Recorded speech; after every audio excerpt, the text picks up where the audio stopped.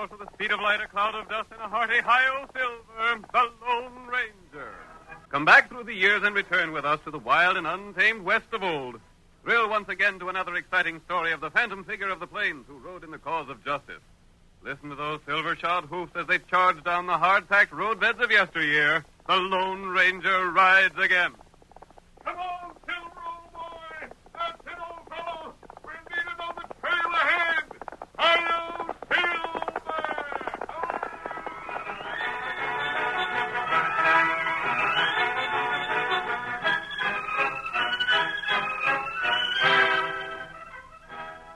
The Lone Ranger had made a long and tiring trip. His horse, Silver, was in need of water.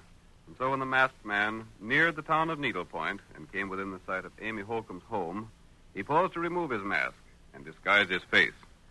Thus prepared, he approached the house. As our dramatic story begins, we hear him in conversation with Amy Holcomb. I'll ride on as soon as my horse is watered. So you don't aim to spend the night around town nowhere? No. Well, I won't ask no more questions. Sakes alive, I've asked a plenty, and that's the first one I got an answer to. Serves me right for being a curious old busybody.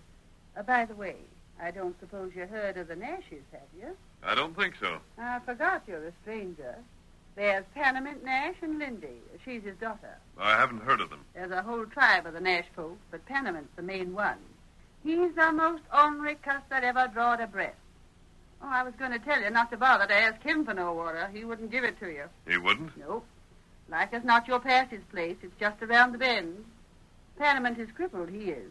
Can't walk a step. That's too bad. It's his twisted soul that done it. It's fitting punishment for a man that ain't never lived as a white man should. He ain't no use for Needle Point folks. Won't let none of his people associate with us. Old critter thinks we ain't good enough for his breed. Are there many people in his family? Sakes alive, yes. Reckon there was 4 or 5 Nash men, and they all married and had families. And old Panamint, he's the boss of the lot. They all live in the Bend country. Of the whole kit and caboodle of them, Linda's the only one that's worth her salt. What has Panamint done that makes him so disliked? It ain't what he's done, stranger. It's what he ain't done. Oh? Keeping all his people close by him there, never letting none of them come around here. Won't even let any of us folks go there. That's how cussed mean he is. Hey, I heard of a man around Needle Point But named... wait, let me tell you. Here's what Panamint done. There was a young cowboy rid over to the Bend to see Lindy, and Panamint shot him. That's how poison mean he is. Lindy'd make a man a fine wife, but she don't have no chance to get off her, not living with old Panamint. Did the cowboy live? Yep, but he'll have a stiff arm for the rest of his life. Now, what was you asking about? A man named Frawley, Bob Frawley. Bob Frawley. My sakes, do you know him? He's our sheriff here at Needle Point. Is he? Sure thing. Isn't he rather young to be a sheriff? Young, but dead earnest about it. Is he well liked? Yeah, that's how he got to get the job. But say, hold on, who are you? Why? By Juniper. You ain't the one Bob's looking for, are you? Me? By thunder, I bet you are. You're the man that shot Bob's paw. You're mistaken. Well, maybe so. You don't look or act like a killer. But why did you ask about Bob? I'd heard of him, that's all. Main reason he wanted the sheriff's job so bad is because he figured it might help him to locate the man he'd give his life to get. The man who killed his father, huh? Yeah. Old man Frawley was dry-gulched. Some outlaw done it when Bob was just a younker, and his ma told him about it when he got older. Bob's vowed to get that man and put a soft-nosed slug in him just like what his paw got. Look, there's horsemen coming this way. Wonder who they are. Here, Silver. Hey, are you leaving now? Yes. But hold on a minute. That looks like Sheriff Bob on one of them horses. Some lady riding with him. Yep. Thanks for what you told me. Sakes alive. Hold on, stranger. If that ain't Lindy Nash that's riding with Sheriff Frawley, I'm plumb loco. I may see you again. Say, mister, tell them two to come around here and call on an old woman, will you? They're cutting off to the south like they didn't want me to see them. Hi-yo, Silver!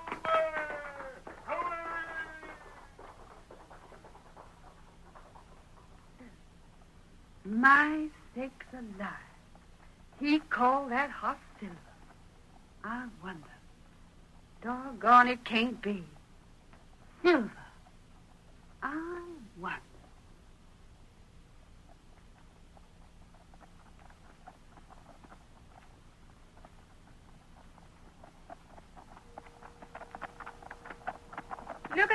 riding away from Ma Holcomb's place, Bob. Did you ever see the like of it?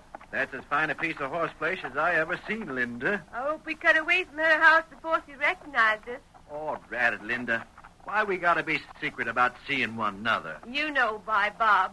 You know how Pa feels about all the needlepoint folks. I know, but just the same... If he knowed you and I was meeting each other, there's no telling what he'd do. Likely try to shoot me. Linda, why don't you let me call on him? No, Bob, no. You've got to promise not to. I bet if you let me call on the old fire eater and talk the thing out, I'd get him to say we could be married. No, not yet, Bob. Maybe someday, but not now. Blast it. You know Pa's ideas. He's vowed that none of the Nashes will ever leave the bend. What's his crazy idea, anyhow? What's he got against the needlepoint folks? I don't know, Bob, but if he ever found out I was seeing you, there's no telling what he'd do. He'd like to take a horsewhip. I'd like to see him try it. He's just as set in his ways as you are in yours. Now I've got to go. You better turn back here. We're getting into the Bend country. If it wasn't that I'd pledged my maw to square accounts for Pa, Don't say it, Bob. All right. There's one thing I never could understand about your vow, Bob. I'd rather not talk about it. Well, how will you know the killer when you find him? I'll know him. So long ago, you wasn't much more than a baby when it happened. I know I'll find him someday, Linda. He's still alive, I know he is. I'll find him.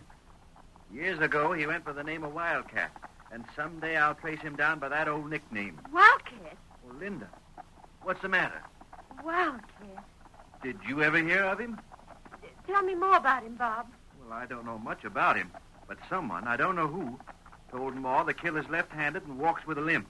Left-handed and called Wildcat. I've been investigating every left-handed man I hear about. And someday, honey, I'll carry out one of my vows. One of them? Well, the second one is to marry you. Oh. Bob, I gotta leave you here. You go back to Needleport. I'm heading for the Bend. Get up. Get up there. When the Lone Ranger mounted his great horse Silver, he headed toward the Bend. As he rode, he circled wide to avoid being seen by the girl and the sheriff who were headed for the same destination. When the ranger finally approached the Nash property, several minutes after Linda had arrived, he replaced his mask. Cautiously, he approached the guard who was stationed on the outskirts of the property. He quickly overpowered the man, tied him securely, and left him where he was. Then the masked man went to Nash's home. It had been his intention to speak to old Panamint, but when he saw Linda enter the house, he stationed himself outside instead. Panamint Nash, for years crippled and chair-ridden, greeted his daughter Linda and her companion, Morgan Nash, a distant relative. Well, about time you got back, Lindy. What did you learn? Is it worth my while sending you into town? I talked to the sheriff, Father. And as soon as most anything happens to have you talking to needlepoint folks, I had to have some information. What'd he say? He told me that... Well, go ahead. Don't try to fib to me. You've been seeing considerable of Bob Frawley, ain't you? What? You see, Linda, I know what goes on around here, even if I don't get around myself. Your cousin Morgan there told me about you two meeting. Morgan, you... Well, what are you going to do about it, Lindy? You sneaking coyote carrying tails. I hate the sight of you. That'll do, girl. You needn't get so uppity, Lindy. I said keep quiet. You see, I had a reason in sending you to talk to Bob Frawley. He'd tell you anything you wanted to know. And I reckon he did. He's still hunting for the man that killed his father, ain't he? Yes, he is. Well, go on. Tell me some more. You don't know the man's name. You don't, huh? What else did he tell you? Pa, I can't tell you. Go on, speak up now. Or I'll send Morgan and a couple of the other boys to get him. I'd like to drill Bob Frawley. If it wasn't for him, maybe Lindy would like me. I wouldn't marry you if you were the last man alive. Speak up now. What did Frawley say? The only thing he knows about the man is he used to be called Wildcat. Wildcat, huh? Well, go on. That's all, Pa. Go on. He's a little lame and he's left-handed. Left-handed. That don't mean nothing. I'm left-handed, too. But he said the man who shot his father was nicknamed Wildcat. Well, what about it? That rifle hanging over the mantel has the name Wildcat carved on the stock. I know it. What about it? Is that your rifle? What if it is? I couldn't believe it of you, Paul, that you'd shoot a man from ambush. Bob Frawley's father was dry gulched. I ain't said I shot him. Anyhow, if I did, what would you do about it? I'd run off, that's what I'd do. I'd leave here forever. He's fixing to leave here someday anyhow, Uncle Panamint. That wouldn't surprise me none. He's not telling the truth, Paul. Oh, yes, I am. You're fixing to run off and marry that good-for-nothing sheriff. He's not good for nothing. He's the best sheriff this county's ever seen. You see, Uncle Panamint? You see how she comes to his defense? Yeah. If she thinks enough about him, she's likely to turn on me and try and tell him I'm the one who shot his pa. I believed it of you, Paul. Never mind. Morgan, Yeah? we ain't going to take no chances on her running away. No, wouldn't be good sense to. What are you going to do? Morgan, take Lindy to her room, lock the door, and bring the key to me. You can't keep me a prisoner. You... We'll do it for the time being. Maybe when you're set free, you won't be seeing no more of Bob Frawley. Come on, Lindy. Let go of me. Come on. Hurry up, Morgan, and get back here to me. I got something I want to speak to you about. I'll be right with you, Uncle Panamint. You won't be sorry for this. I'll get rid of Bob Frawley somehow. I'll leave you now the first chance I'll get. Take that key out. Fetch it back to me.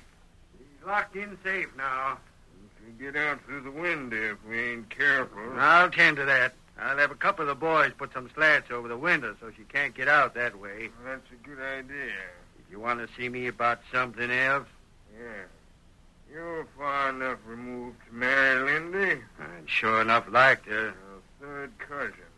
That'd be all right. Yeah, only she don't seem to care much about me. I'd make her a good husband, though, Uncle Panamint. I'm a good, steady man. That girl's all in the world I care about. I want to make sure there's someone to take care of her when I'm gone. You can count on me. I'll fetch her around our way of thinking. I'll do it somehow. Gosh, that'd be We swell. can get along now. Tend to boarding up that window. That's all I wanted to see you about.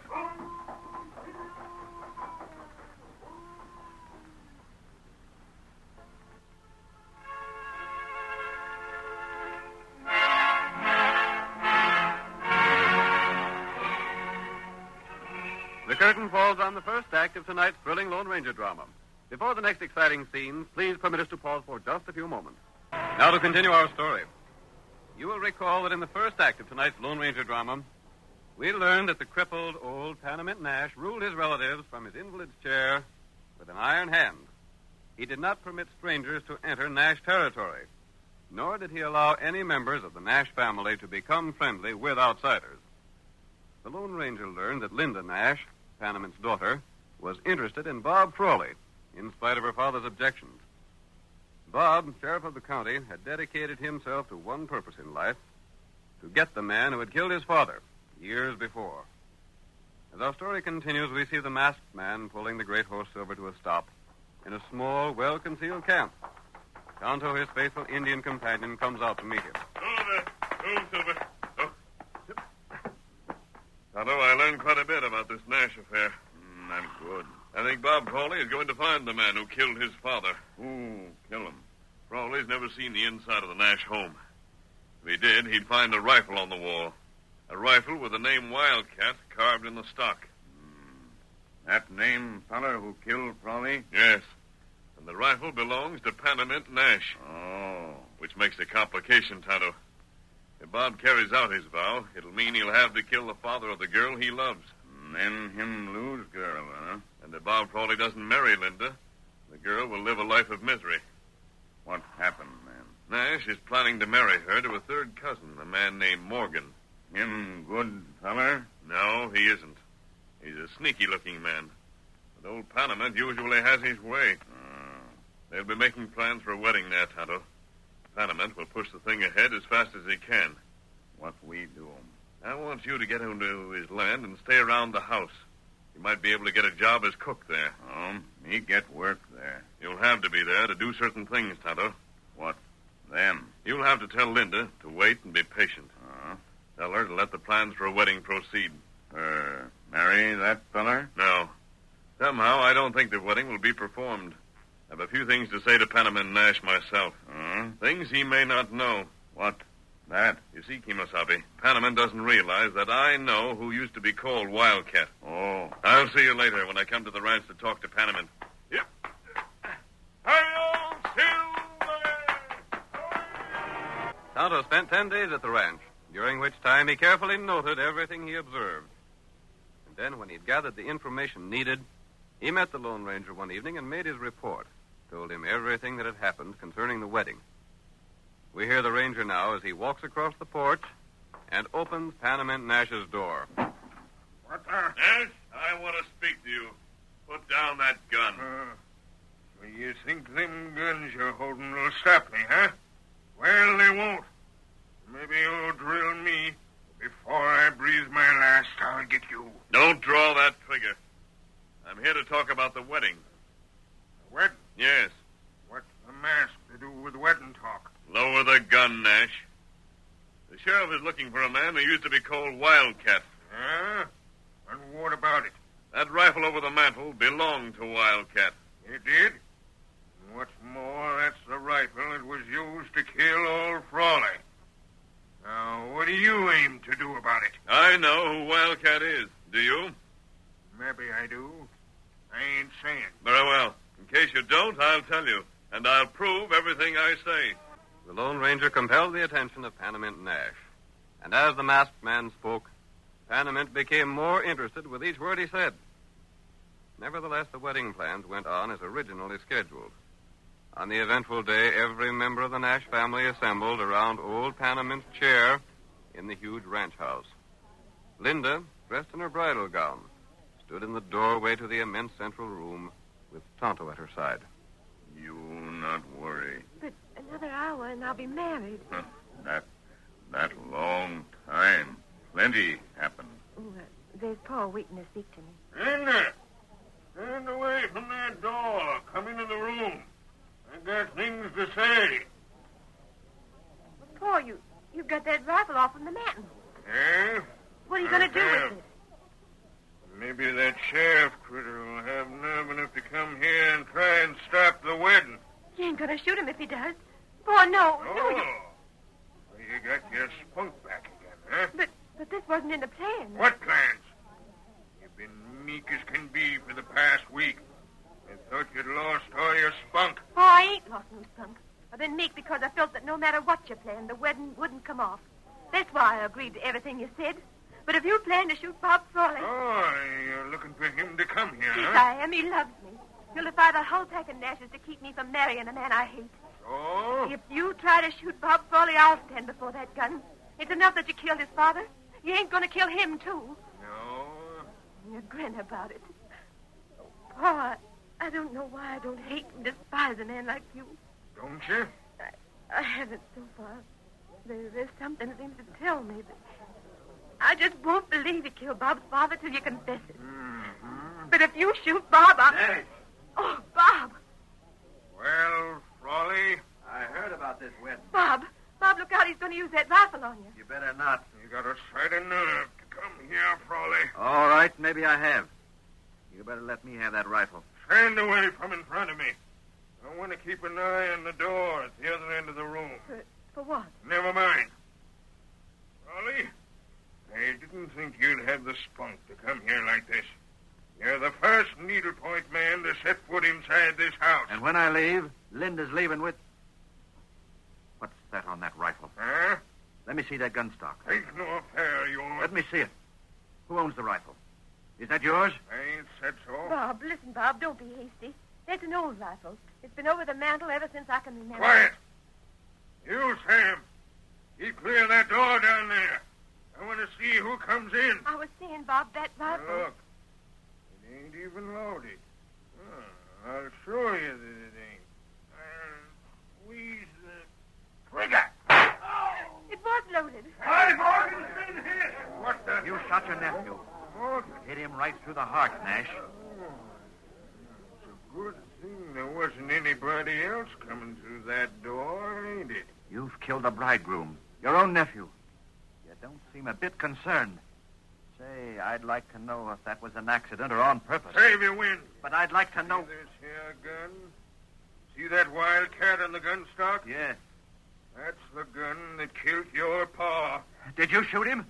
If you did, Panamint Nash, I'll put a bullet right between your eyes. I'll show you that... No, Bob, don't. Please, he's my father. I don't care who he is. My father was dry gulched. Shot from behind. And I... Shut All up. right. Let me talk. Your father and me was the best of friends. I know it. I never dreamed that you'd be I the was one. with your old man when he fell. The shot that killed your pa was aimed to kill me. It was. Yeah. There wasn't no use me telling that before now. Nobody would believe it. If you knowed I was with your pa when he fell, you'd have come accusing me years ago, just like you're doing now. Yeah. Then it wasn't you, Paul. No, it wasn't. It was some one of the Nash men that fired that shot. And he wanted to get me. He wanted to kill me for my cash. You know who it was? I know now, but I didn't at the time. Who? Let me get to it in my own time, boy. I got a story to tell. Go on, Paul. I swore at the time I'd get the critter that killed my best friend. The ornery coyote that aimed to kill me. I was the only one in the whole Nash tribe that had any money. I left a will dividing it among them. Well, when I knowed one of them was gunning for me from an arroyo, I figured to bring the whole pack of them here to live together. That was years ago. And just before you was born, Linda. It took time to round the whole tribe up, but I done it. I kept 'em broke. I give 'em orders and kept them orders followed out.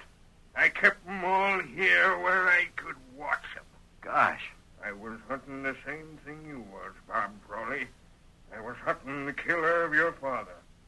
Your old man knowed it was Wildcat that done the shooting, but he didn't talk to me. He wouldn't tell me who it was because he knowed it was one of my own family. He figured I'd side with my own flesh and blood if he told me. Tell me who it is, Nash. I'll see your revenge carried out. There ain't no need for that. The killer's already paid in full. You mean he's gone? He's gone. Gone with the same gun he used to kill your pa. You don't mean Morgan? That's just who I mean. Morgan. That gun with Wildcat burned into the stock was Morgan's rifle. But you was going to have me marry There's him. a different reason for that, honey. I knowed you cared a lot about Bob Frawley, but I didn't know how much he cared for you. Then you never intended having the wedding go through? I intended to stop it just as I done. When you come in after seeing Bob here and told me the name of the murderer was Wildcat, I knew right off who the killer was. Oh. So'd Morgan. He stood right here in the room while you were telling me, but you didn't note his face.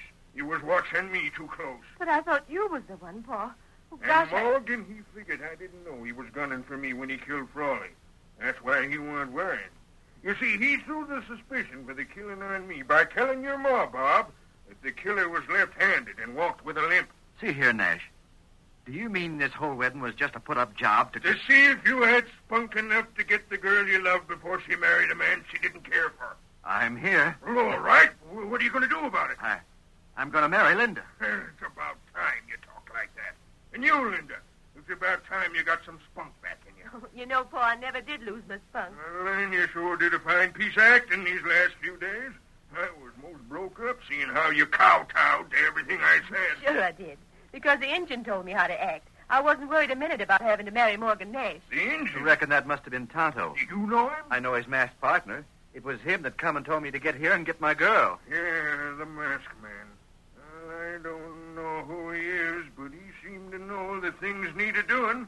And to think I was ready to shoot him for busting in on me like he done.